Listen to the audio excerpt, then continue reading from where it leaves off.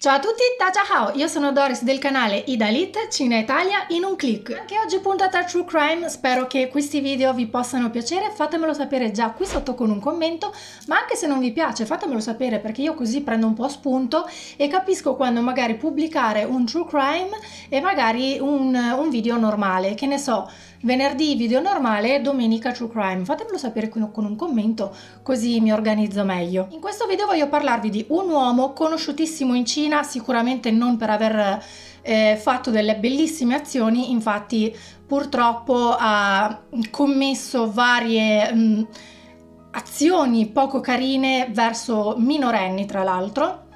E la popolazione cinese non solo all'epoca era molto indignata ovviamente verso questa persona, ma le persone si sono scagliate anche contro la polizia e il sistema, che non è piaciuto tantissimo. Quindi se volete saperne di più io adesso vi lascio la sigla e noi ci vediamo dopo. Ciao!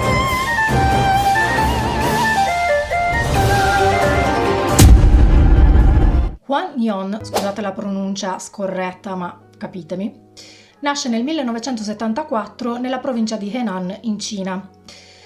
È conosciuto perché? Perché è accusato di ben 17 omicidi compiuti su adolescenti, tra l'altro, di sesso principalmente maschile, anche se in realtà è sospettato di ben 25 casi. Tutte le sue azioni sgradevoli e veramente orribili sono avvenute tra il 2001 e il 2003. Di questa persona in realtà non si sa tantissimo, sappiamo solamente che era una persona un po' esuberante e con tendenze omosessuali. Per il resto non c'è dato da sapere, forse in realtà, secondo il mio modestissimo parere, è stata un po' la polizia ad aver camuffato un po' di notizie proprio per delle discussioni che vi dirò appunto fra pochissimo. Tutto inizia nel settembre del 2001 quando Huan decide di addescare presso delle sale giochi e degli internet caffè dei ragazzini adolescenti e principalmente di sesso maschile, come infatti vi ho detto all'inizio del video, probabilmente per dei problemi suoi personali che forse non riusciva a sfogare con persone della sua età e quindi diciamo che ha preferito avvicinarsi a dei ragazzi decisamente più giovani di lui. L'uomo si avvicinava a questi ragazzi con fare veramente molto amichevole, si mostrava comunque allegro, spigliato e simpatico e infatti i ragazzi si avvicinavano tranquillamente a lui, non avevano timore. Tant'è che anche lui molto furbamente si proponeva anche come datore di lavoro, sapendo che comunque molte famiglie facevano fatica a pagare gli studi ai propri figli, lui proponeva a questi ragazzi dei lavoretti part-time appunto per riuscire ad aiutare i genitori nelle spese familiari. Quindi questi ragazzi accettavano tranquillamente e lo seguivano in ogni dove. Purtroppo però non sapevano cosa stesse tramando realmente Huan. Huan, dopo essere riuscito a convincere questi ragazzi a seguirlo fino a casa con la scusa di firmare un contratto di lavoro, li ha fatti accomodare appunto in casa, gli ha offerto da bere, purtroppo drogandoli chiaramente. I giovani quindi non riuscivano più a reagire in maniera lucida e infatti lui ha approfittato di questa cosa abusando del loro corpo. Dopo aver fatto praticamente i suoi porci comodi con questi poveri ragazzi,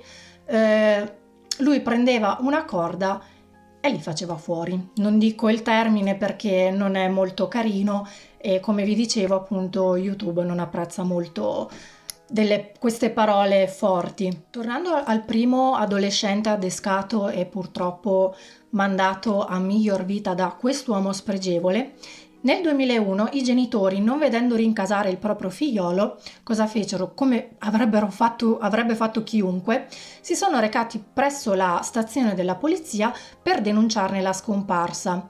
Purtroppo però la risposta che questi genitori hanno ricevuto dalla polizia è stata che senza un corpo loro non potevano aprire nessun caso e quindi questi genitori sono rimasti praticamente fermi così, che senza un figlio con la polizia che non riusciva a dargli nessun tipo di aiuto.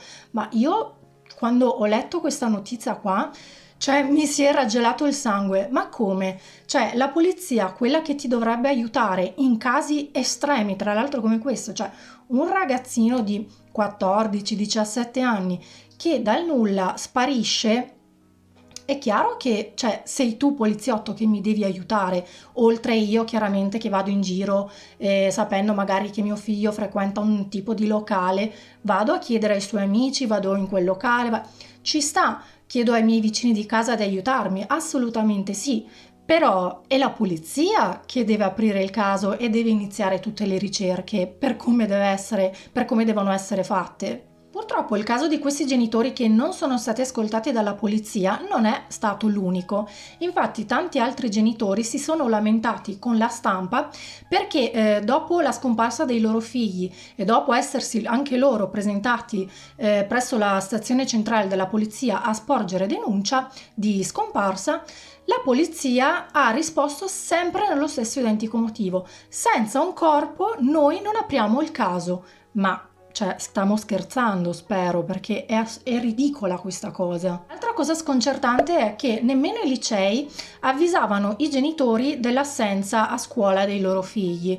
Praticamente i genitori, convinti che i figli fossero andati a scuola, si ritrovano il pomeriggio, comunque la sera, che questi ragazzi appunto non rientravano a casa, loro contattavano la scuola e la scuola solamente dopo ha detto: ah beh, ma tuo figlio non è neanche venuto stamattina. Ma cioè, ma fammelo presente se vedi che un ragazzo che comunque viene tutti i giorni, perché in Cina comunque se vai a scuola, vai a scuola.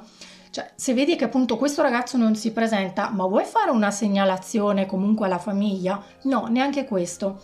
E infatti il popolo cinese anche di questo caso qui si è lamentato tantissimo, dichiarandolo tutto alla stampa. Ovviamente la polizia e gli istituti hanno cercato di nascondere un po' le notizie, ma è uscita comunque questo malcontento. Un altro caso veramente che io sono ancora incredula è quello che un giorno davanti all'ingresso di un internet caffè, che tra l'altro era frequentatissimo dal nostro Juan e da tanti ragazzini appunto, furono trovate delle mani mozzate. Cioè all'ingresso il titolare di questa attività si è ritrovato delle mani mozzate con legato un bigliettino, tra l'altro che sembrava essere come una presa in giro per la polizia, con una mancia.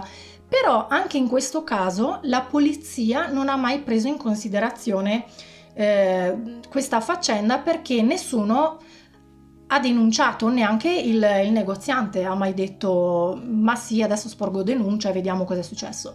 Nessuno ha mai preso in carico questa situazione, il che rendeva ancora il popolo cinese più arrabbiato, perché comunque è la legge che non ti tutela. La svolta arriva finalmente nel novembre del 2003, quando un ragazzo di 16 anni di nome Chan Lian si presenta in questura per denunciare un uomo. Questo ragazzo affermò alla polizia che un signore di nome Juan lo avesse adescato presso un locale per offrirgli un lavoro, invitandolo tra l'altro in casa sua per firmare il contratto. Una volta arrivati a casa di quest'uomo, però, il ragazzo si accorse che l'atteggiamento di Juan cambiò totalmente. Infatti, senza aspettare tantissimo, tentò di strangolarlo per ben 3 volte, lasciandolo tra l'altro incosciente, disteso a non si sa fare ben che cosa, perché comunque lui poverino sarà svenuto non so quante volte. Quando però il ragazzo riuscì ad aprire gli occhi, Juan, con un sorrisino abbastanza beffardo,